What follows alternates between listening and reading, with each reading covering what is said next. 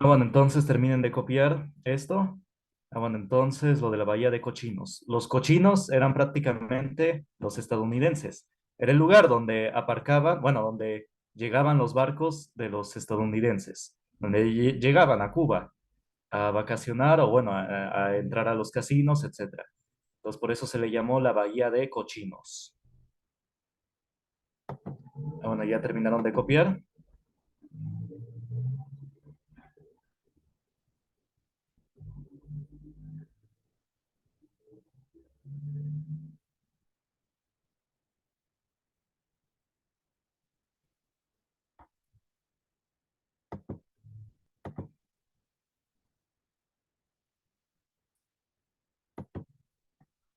Bueno, ya copiaron todos este párrafo. Sí, profe, ya. Bueno, si alguien falta, me dice. Bueno, entonces sí, ya después de esto, Fidel Castro ya controlaría completamente Cuba. Como les digo, no gobernó, tiene cosas tanto buenas como malas. Como buenas, bueno, se implementó quizás un sistema de salud un poco mejor que el de nosotros. Incluso por eso dicen, ¿no? Que los médicos cubanos son buenos, ¿no? Eh, pero también, bueno, el nivel económico estaría más o menos bien, ¿no? De hecho, paradójicamente, bueno, por un lado, el nivel económico de México es mejor que el de Cuba, pero, paradójicamente, la salud estaba un poco mejor en Cuba que en México. Bueno, entonces, de lo malo, Castro finalmente no permitiría que nadie lo contradijera o cualquier crítica que le hicieran reprendría brutalmente. Gente que fue encarcelada, que fue hasta desterrada por criticar su gobierno. Digo, al menos aquí en México, al que critica el gobierno nada más es denostado, ¿no? Es llamado conservador o lo que sea, ¿no?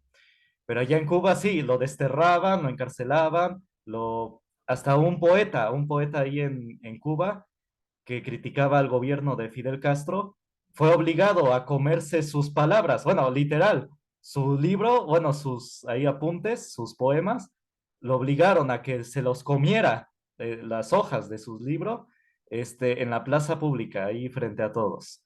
Entonces, realmente hay varios aspectos, un poco oscuros. Literal, fue obligado a comerse sus palabras, sus páginas. Entonces, sí, por un lado, cualquier crítica era reprendida. También, por otra parte, Fidel Castro se mantendría como el gobernante emérito, casi como Porfirio Díaz, o incluso más años. Aquí fue la Revolución Cubana, triunfó en 1959. Entonces, Castro gobernaría Cuba hasta su muerte en 2016. Este, sí, Castro murió en el 16, sí, en 2016, ven, sí me acuerdo, porque fue apenas, y yo me acuerdo que hicieron, según todo, un homenaje. Bueno, los obligaron a los cubanos a asistir. Ay, espérame, nada más déjenme ver porque sí es un medicamento, espérame.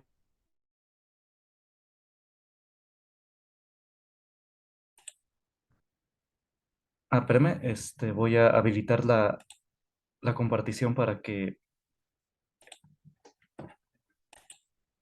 Ahí está. Entonces, miren, el video se llama Fidel Castro, el hombre de Washington.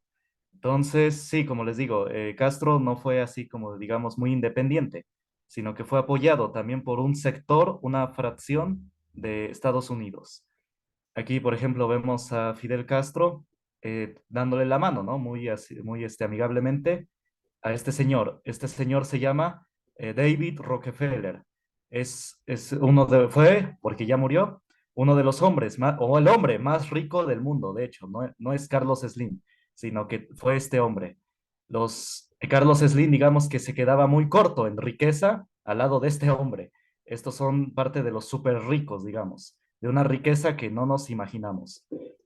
Entonces, los verdaderos ricos no aparecen en las revistas, de hecho. Entonces, y este es uno de ellos, David Rockefeller. La familia de los Rockefeller es muy famosa. Tiene petróleo, muchas petroleras, etcétera, muchas empresas. Bueno, a nivel mundial, esto es a nivel internacional. Bueno, entonces recordemos que Fidel Castro era de la ideología llamada marxista, digamos, comunista. Entonces, este, aquí la pregunta, bueno, ya hemos visto, ¿no? De qué trataba la ideología marxista comunista. Entonces, ¿por qué un comunista acérrimo? Porque Fidel Castro impuso el comunismo en Cuba. ¿Por qué un comunista así de hueso, que acérrimo? ¿Por qué le daría la mano a David Rockefeller, que era un capitalista? Digamos que cuando uno habla de capitalismo, estaría la cara aquí de David Rockefeller. Él es prácticamente el capitalismo en carne propia, encarnado.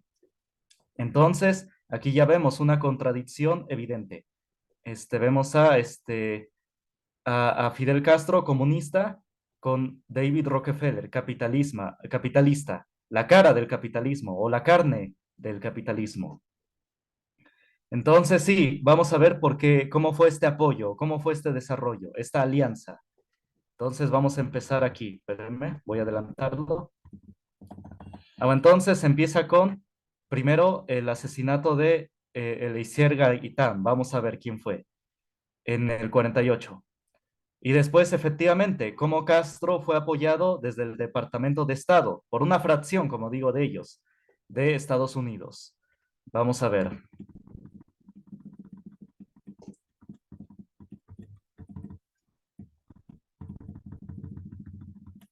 Espérenme, voy a adelantar el video hasta donde empieza. Porque, bueno, esa parte, la parte introductoria que ya les platiqué. Ahí está. Empecemos aquí. Bueno, entonces, cualquier duda, comentario, me la hacen saber. Que ocurrió en 1948, conocido vulgarmente como el Bogotazo, que fue el primer hecho insurreccional de gran envergadura en América Latina después de la Segunda Guerra Mundial. Y en él vamos a desarrollar o a tratar de echar un vistazo a cuál fue la participación de Fidel Castro en ese evento insurreccional. Espérame, voy a parar la grabación para que se oiga bien. Bueno, estamos viendo aquí ya parte del video, ¿no? Entonces, esto de la Revolución Cubana empezó con la participación en ciertas conferencias, ¿no? Aquí en específico la conferencia panamericana, ¿no? Entonces, en Bogotá, creada por Estados Unidos. Ahí está. Entonces, eh, aquí como dice el señor que está exponiendo en el video, eh, la mayoría de los que son elegidos para expandir esta ideología comunista marxista resulta que son estudiantes. Y no solamente se aplicó para el marxismo, el comunismo. A ver, aquí, ¿quién me dice? A ver, ¿se acuerdan? Esto tiene relación con el tema, ahorita van a ver. A ver, ¿quién me dice? Este, ¿Quién asesinó en la Primera Guerra Mundial al archiduque Francisco Fernando? Lo vimos, ¿no? En las clases de Primera Guerra Mundial. ¿Se acuerdan quién asesinó al archiduque Francisco Fernando? ¿Se acuerdan? Sí lo mencioné y el nombre quizás, pero ¿quién fue? Fue un hombre, ¿no? Pero ¿qué edad tenía? A ver, ¿alguien me dice? ¿Alguien se acuerda?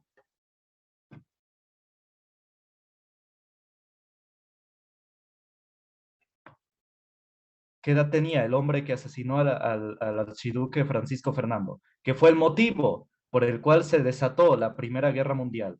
Digo, no me estoy saliendo del tema, ahorita van a ver qué relación tiene. ¿Alguien se acuerda qué edad tenía?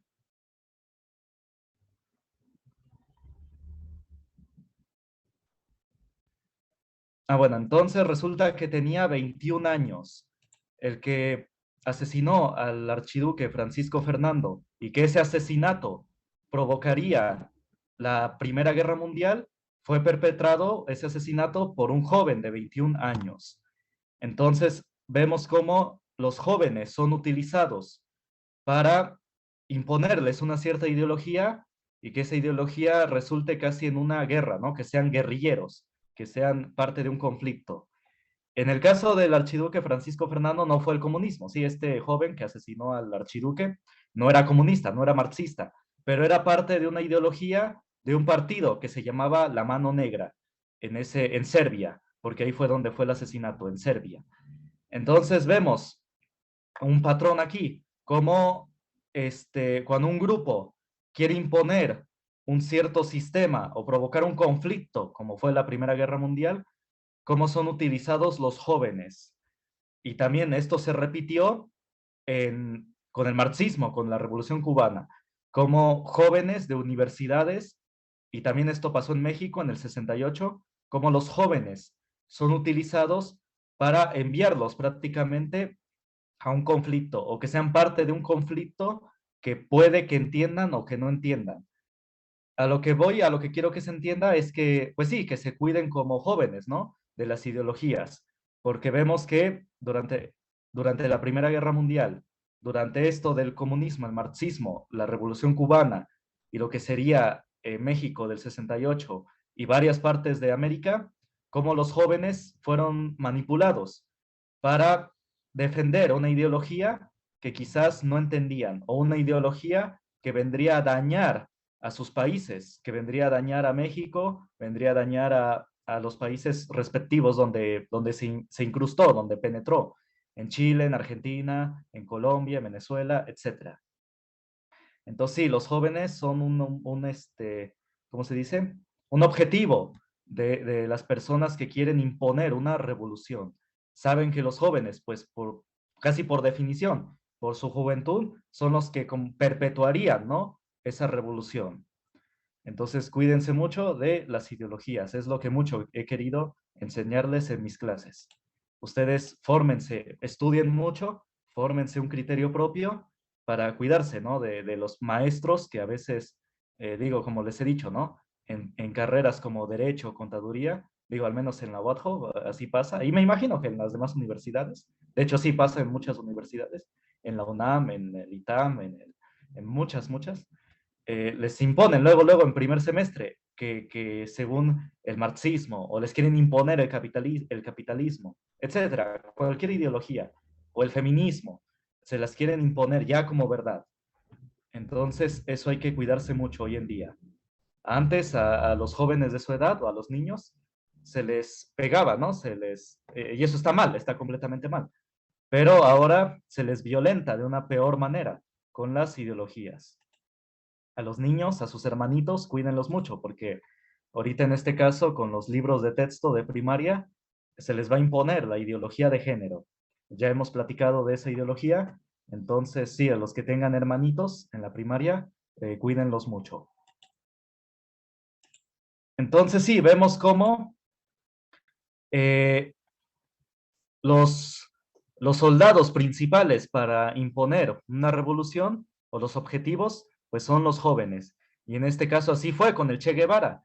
De hecho, él militó con Castro cuando tenía apenas, creo que 30 años, joven prácticamente, o veintitantos, casi llegando a los 30.